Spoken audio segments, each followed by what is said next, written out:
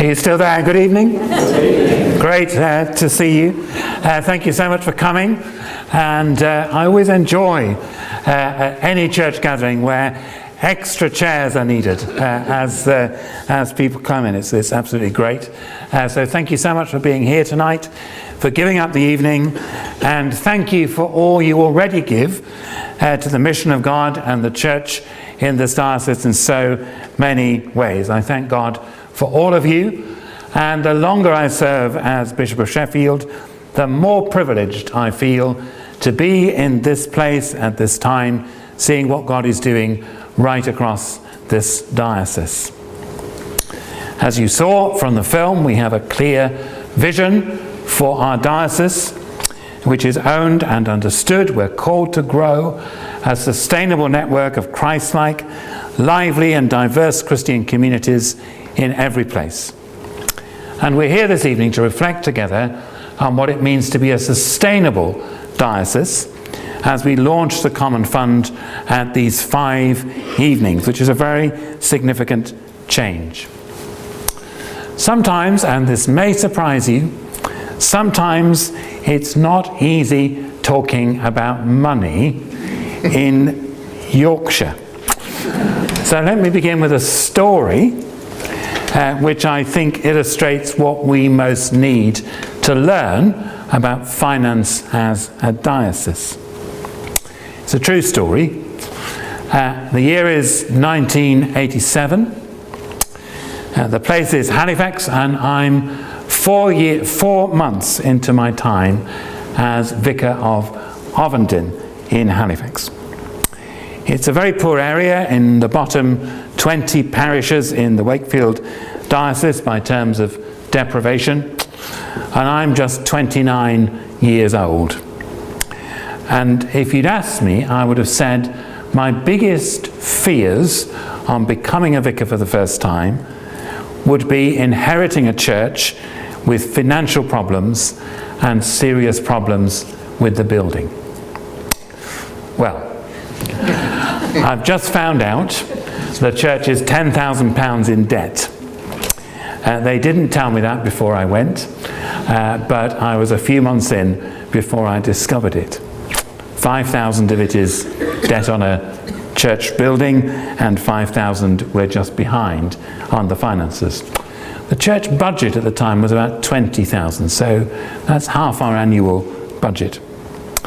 And then one Sunday morning, after the service, someone called Joyce Breyer, who I'm just getting to know, who's in the choir, took me on one side, and it's a big traditional church with a big chancel arch, and she pointed out a mushroom-like growth just on the chancel archway. Well, I'd never heard of dry rot, but that was about to change. We sent for the archdeacon. That's what you should always do in these circumstances.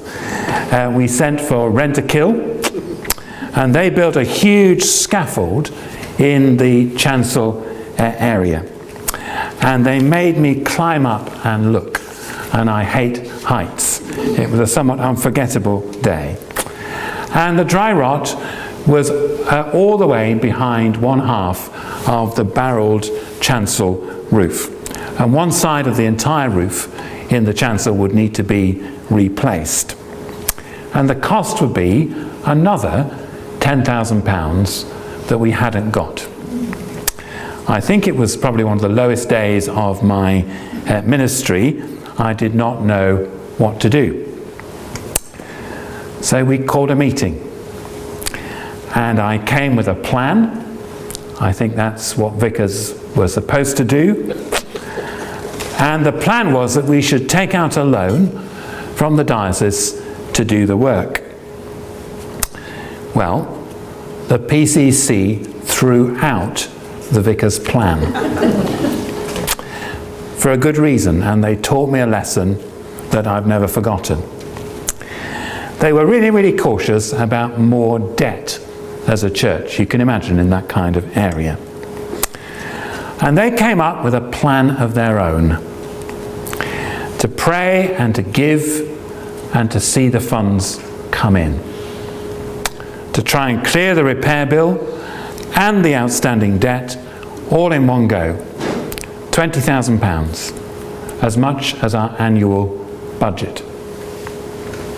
So, we set aside a weekend, it was in November. We shared the vision and the need for about 4 weeks, I think. And people came to pray all day on the Saturday. It was a very prayerful church. And they came to spend an hour at a time, or maybe 2 hours, in prayer. And in the 11th hour, after we'd been praying for most of the day, someone shared a strong conviction that the amount given over that weekend would be £17,500, but the rest would come in. At that moment, we hadn't counted any of the gifts. And the following day, people gave in the morning, and they gave when they came to church in the evening, if they came then. And then, partway through the service, the church treasurer handed me a little slip of paper with the amount that had been given over the weekend. £17,558.56. I've never forgotten it. The rest came in within a few weeks. The roof was repaired, the debt was paid, and the church came together. But something more important still had happened. The level of faith in what God is able to do in that congregation and community rose and rose and rose. For we'd seen what happens when God's people pray and when God provides. We'd rediscovered venturesome giving, adventurous giving, and the joy of sharing in what God is doing through giving to God's work. It's 20 odd years ago, and I can remember it like it was yesterday. This was our key text for the weekend.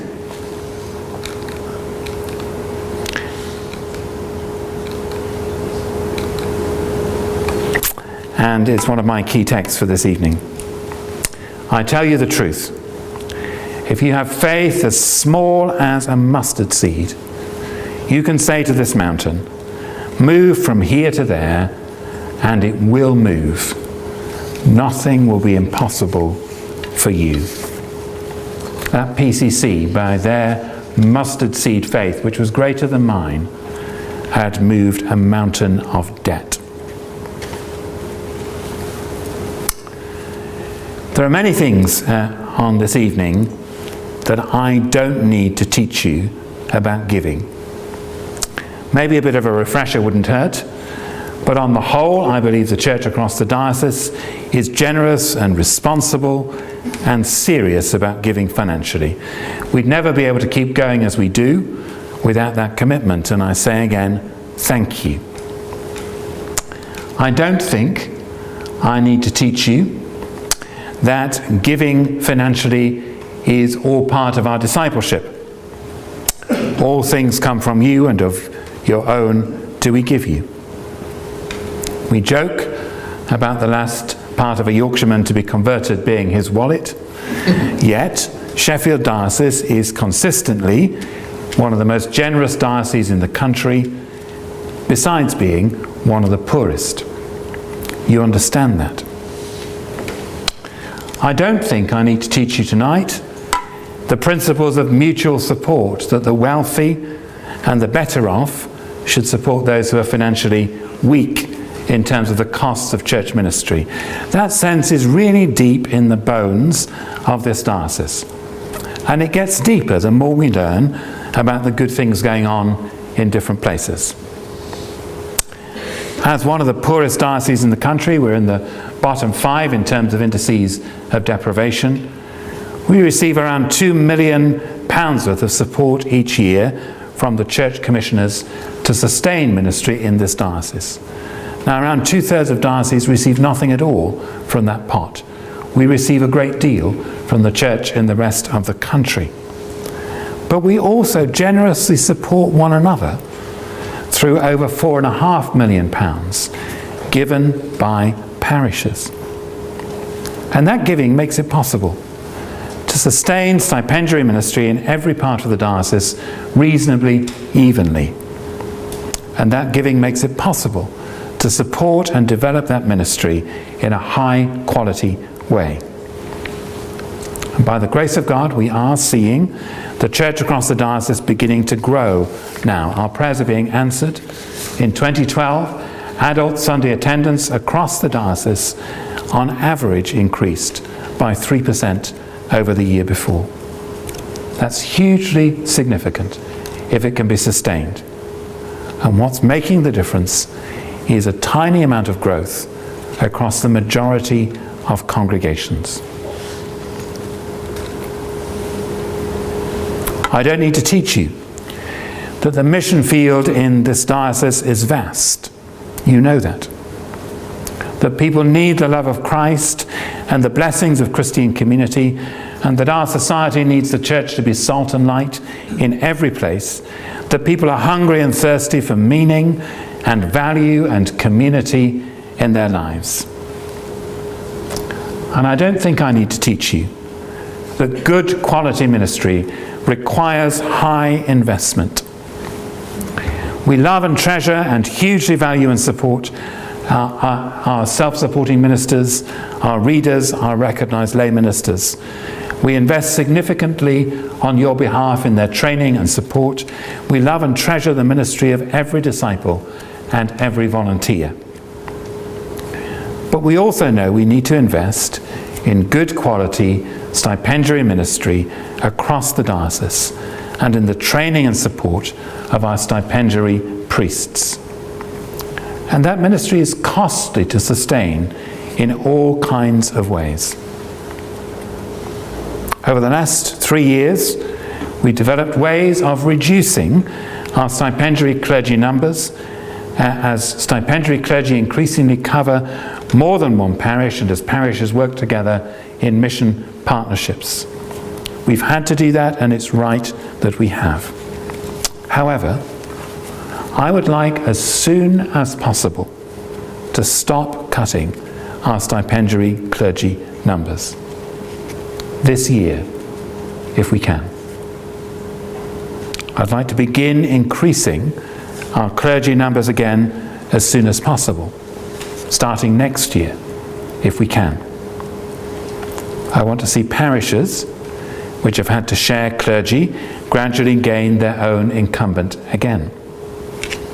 I want to see us building a stronger and stronger church in this diocese, still with parishes working together in partnership, but for the future and to serve the communities of this region. For that to happen, all that needs to happen is that we need a trend in common fund from year to year which is above the rate of inflation across the whole diocese, for everyone to play their part. That's all that's needed.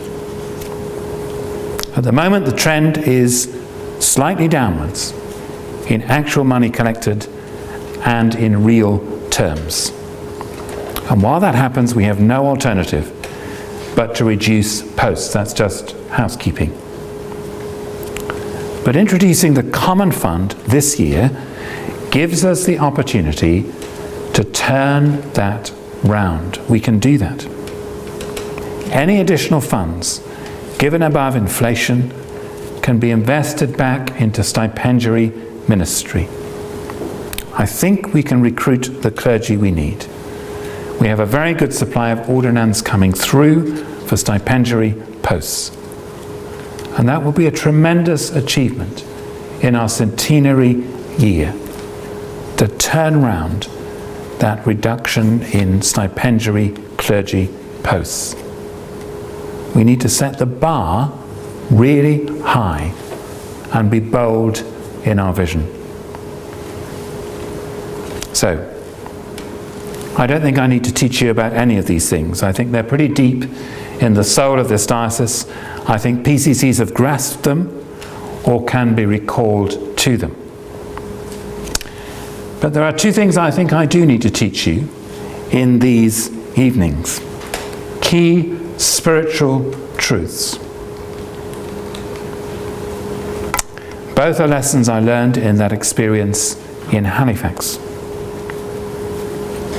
The first is simple and practical and vital. It is that we have to talk and teach about money and stewardship in every local parish regularly, at least once a year.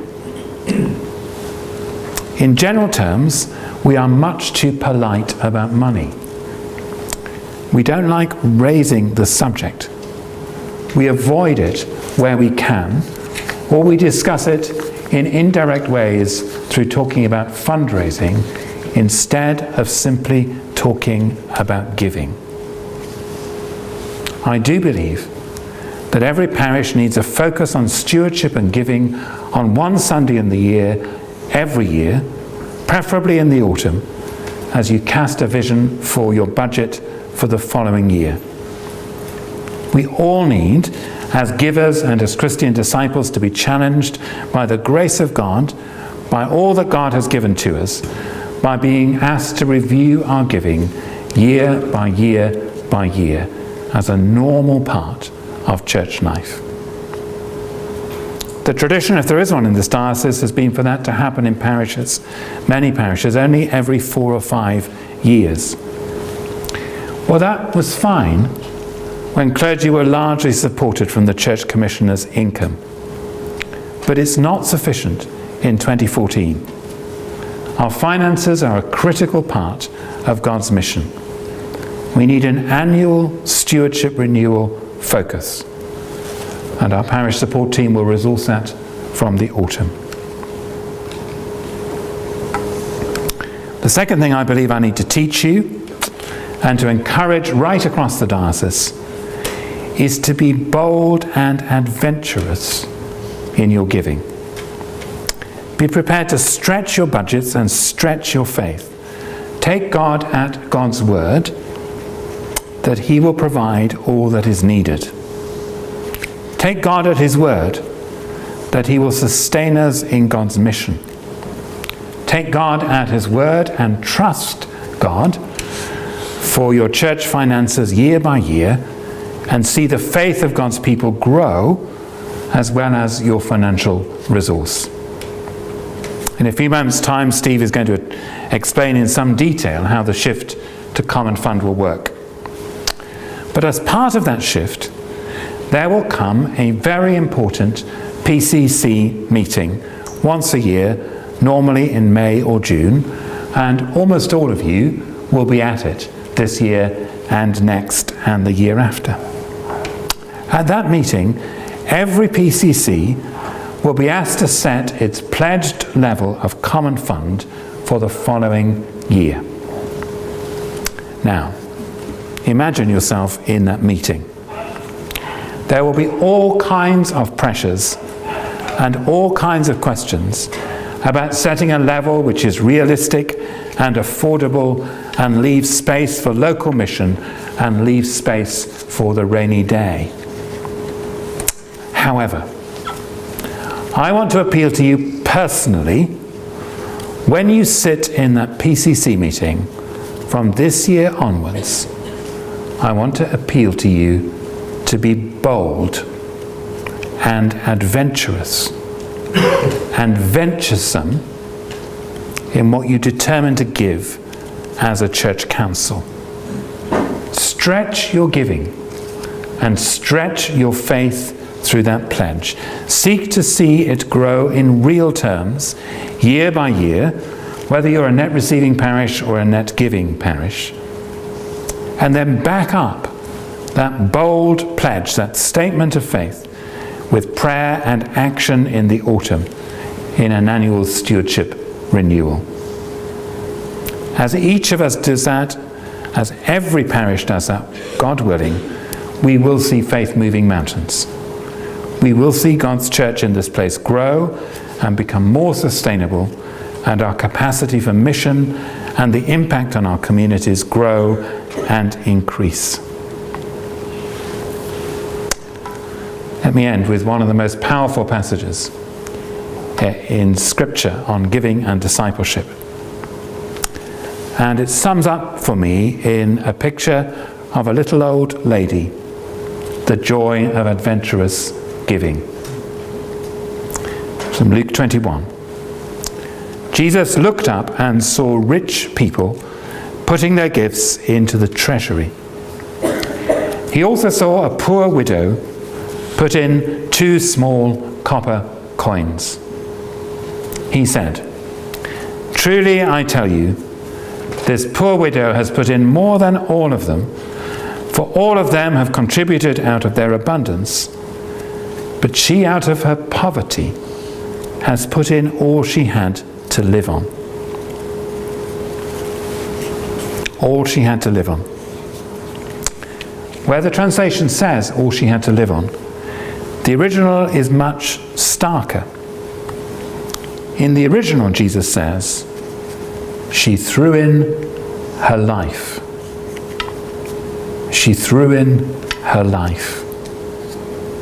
Bold, adventurous giving. I'm asking you this evening, and I'm asking your parish to throw in your life, to trust God, to trust one another, and to join this adventure in giving, which is the common fund. Thank you.